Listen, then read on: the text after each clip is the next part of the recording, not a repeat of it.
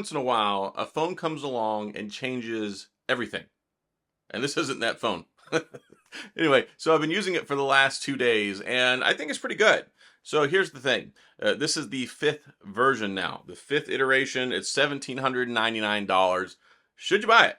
Well, we'll talk about that in this video, because why not, right? So actually, right now, there's 24 hours left from when you watch this video, basically, of the pre-order. So once the pre-order deals are over tomorrow, then you're not going to save the money. If you're interested in buying one, I just want to let you know still, you can get up to $1,000 trade-in credit, 30% off the insurance. You get the free double your storage upgrade to 512. And, well, I think that's pretty good. Plus, you get 50 bucks off with the link I have in the description. So, last chance. Last chance to go save the monies. Otherwise, well, you might be sitting there going, I wish I bought it in like a week. And I'm trying to help save you from that.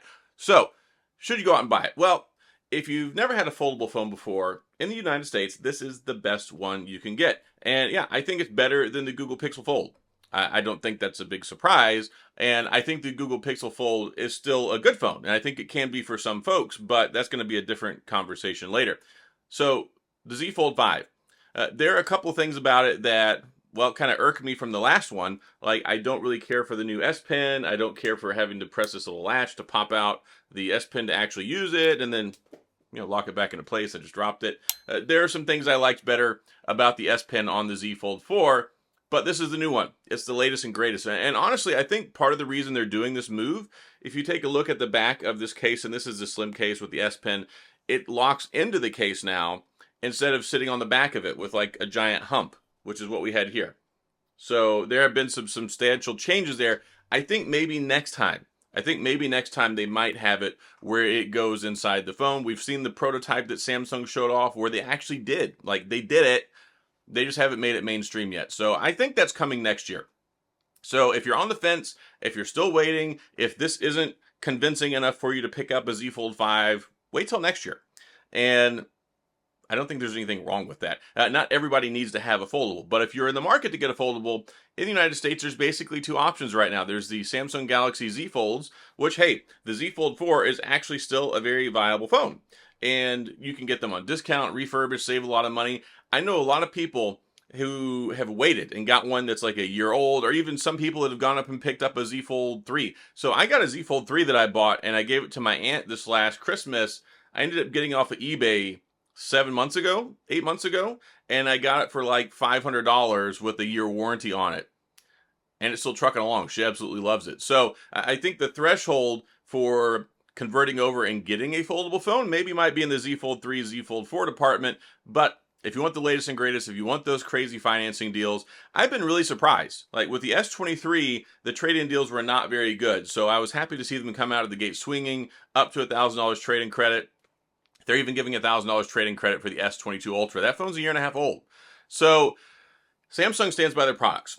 Of course, you get 4 years of operating system updates, 5 years of security patches. You get this brilliant, and I gotta say brilliant, the front screen, the interior screen on here, up to 1750 nits brightness. Something that a lot of people don't understand though. It's not just at 1750 nits brightness while it's sitting right here. You have to have adaptive brightness turned on, and you gotta go outside and it's sunshiny, and then it will kick in. It's not just normal. So if you go into brightness, you turn it all the way up, you'll get this thing that says turn on adaptive brightness, and then adaptive brightness increases battery life by adjusting brightness automatically and gives you a higher maximum brightness for use in the bright sunlight. So a lot of folks don't know that. They're like, oh, look at the new Z Fold 5, 1750 nits brightness. They haven't seen 1750 nits brightness. So anyway, just a little secret there. Also, one thing, if you do buy one of these, the first thing that you want to do, well, other than making sure you have a case and a screen protector, totally get a case and a screen protector. I don't know that this one's worth $100. They want $100 for this now. So for the slim case with the S Pen, $100. Spigen has some good cases. Like, there's a lot of alternatives out there now. This is not like the Wild West anymore. This isn't the first generation or the second generation of the Fold. There's a lot of brands out there that have decent cases. So maybe look around. Don't just necessarily buy it. And here's the other incentive not to necessarily buy Samsung. So in the past, they've given the $50 credit to go towards accessories. Or in the past, they've given you exclusive credit, like up to $100, $200 Samsung credit to buy accessories with. They didn't do that. And that $50 credit that you can still get if you use the link in my description, that $50 off can be used towards the phone. It has never been like that before. Previously, it was only towards accessories. Use it or you lose it. So I was always a big advocate for, hey, get a Samsung accessory. Not so much anymore. Definitely go check out Spigen, check out Caseology, check out a couple of the brands. So yeah, I don't necessarily know this case is worth $100, but I mean, they kind of have the lock on the S Pen. But hey, if you want, the actual Z Fold 4 S Pen works on here. So maybe buy one of those cheap and just carry it around with you, right? So just some food for thought there. Now, $17.99, if $1,000 trading credit makes this very palatable. And it's kind of my thought process on the Pixel Fold. Like the Pixel Fold, not worth $1,800. If you can get $1,000 of trading credit for basically doing nothing, like I just switched one of my lines over to T-Mobile. I already had T-Mobile. I just moved it from AT&T. They gave me $1,000 off. I didn't have to trade anything in. Sure, that's a no-brainer. If you can get one of these folding phones for $1,000 or get it for $800, that's an amazing deal. And that really kind of changes the perspective on looking at them. And that's one of the reasons why I got the Pixel Fold again. So whenever I first got it, I was like, man, this ain't worth $1,800. I'm really not happy about this. But then I was seeing a lot of comments, a lot of people like, oh, I traded this in, I got this for free, I got $1,000 off. And I don't usually get phones from carriers. I buy them outright. But I'm like, well, I covered Google stuff. I want to keep making videos about this, see if it gets better over time. There's, of course, software stuff that needs to get better. It needs to get better at multitasking. It's really annoying with like the black windows on the side with the windowed apps. Like there's just a lot of things that I think could be done better. Maybe it will be with Android 14. But yeah, I got $1,000 off for basically nothing. So there are carrier incentives that make this more palatable. And I like to talk about this stuff because there's not a whole lot of people going out there and spending $17.99 hard-earned cash to get one of these phones. Most people are financing them. You're trading stuff in. You're paying significantly less. So I know AT&T and Verizon and T-Mobile had some pretty good deals. So maybe check those out. But overall, I like it. I think that the Snapdragon 8 Generation 2 does make it a very, very strong contender for like fantastic phone of the year. And I don't really like putting the $17.99 phone in the phone of the year category because really there's only a couple % of people that actually buy foldable phones. I think by and large for most folks, the S23 Ultra might be a better buy and a significantly better candidate for like most valuable phone. But it's all down to what people want to buy. So if you're interested in getting it, I think it's worthwhile. I really enjoy foldables. And one reason why I really enjoy the Samsung foldables is because of the S Pen. It basically makes this a portable tablet. And I've talked about this several times. And I made a video the last 2 years saying the Z Fold is the best Samsung tablet of the year. And I still stand by that. I think that this is the best tablet. Like if you want a tablet, think about what you want a tablet for. Do you want it just so you can play games, so you can type on, so you have a bigger viewing experience? You kind of get an all-in-one here. I bought the Tab S9, but I mean, largely it's going to sit by my bedside. I don't carry it around with me. I'm not taking it on a plane mostly. It's so nice to have the comfort and convenience and the benefits of a tablet in nice handheld form factor that you can take everywhere. Plus you get the S Pen support and all that other great stuff. So I think that Samsung's onto something special here. And that's one thing that irks me about the Google Pixel Fold is there's one, multitasking is not that great, but two, it doesn't have any sort of active stylus support. Why would you want a big phone like this, basically a tablet in your pocket, and not have a stylus? Why? I mean, at least have the option, right? And I think Google really like swung and missed on that one. They should have made like an Apple Pencil. But I think everything else in here is pretty top notch. I mean, you got UFS 4.0, you got the faster storage, you've got the new hinge. Of course, it closes all the way flat. And I gotta say, this hinge is smooth as butter. Like it's so nice. All you have to do, it doesn't require a lot of pressure. It doesn't require a lot of work. You just open it, pops right open. It's a joy to use. Like it really is. Samsung has gotten better and better with the hinges. Do I think that it's worth it to go spend $17.99 again this year to upgrade the hinge over this one? No, I don't. I think the hinge is perfectly good on the Fold 4. I think a lot of stuff is perfectly good in the Fold 4.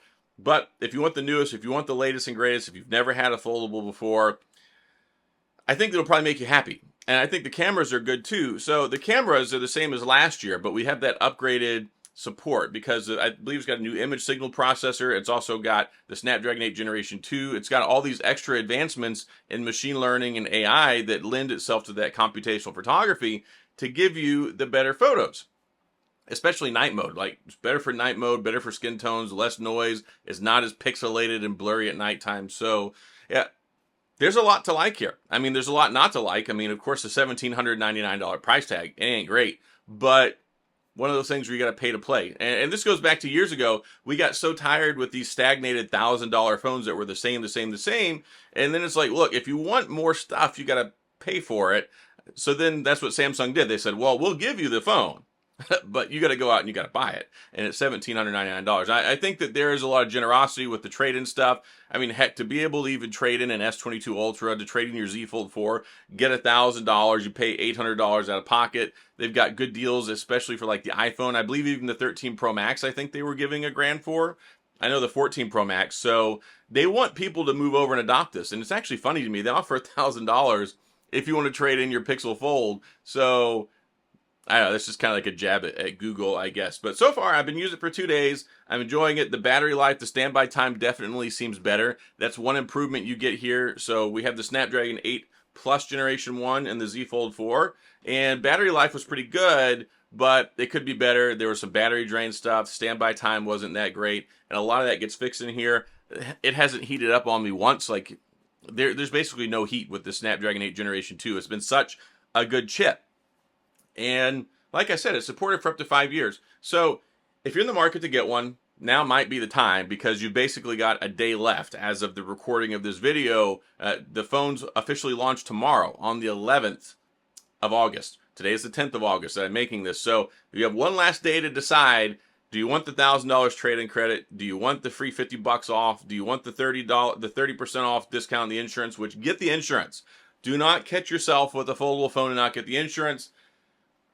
I told you so. Like, I think they're reliable. I think they're fine. But if you damage one of these phones and it's outside the warranty, you're basically stuck with a really expensive brick. And also the free storage upgrade goes a long way. I like that it's baseline $256, but to be able to get the 512 for the same price, chef's kiss. It's really nice. So yeah, I'm going to wrap this one up. Just a short little video. I guess short. It's like 12 minutes now.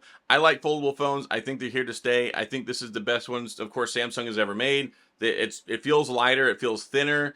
And all the stuff that they changed, yeah, I think mostly it's noticeable. But again, if you've got a Z Fold 4, probably don't want to go ahead and update this unless you've just got money laying around. If you're a tech enthusiast like me, if you can't help yourself and you just want to buy it, go for it. And you'll probably enjoy it. You'll be happy with it. I don't know a lot of people that buy these that don't enjoy them. It brings a lot of fun and excitement back to the phone game that's been sorely missing for quite a long time. So yeah, I think it's a good phone. So that's all I've got. If you have any questions or comments, of course, please go to the comment section. I'll do my best to get back with you. If you enjoyed the video, please hit the like and the subscribe button and the little notification bell if you want updates when new videos come out. And as always, thanks for being here. I appreciate you watching, and I'll see you guys next time.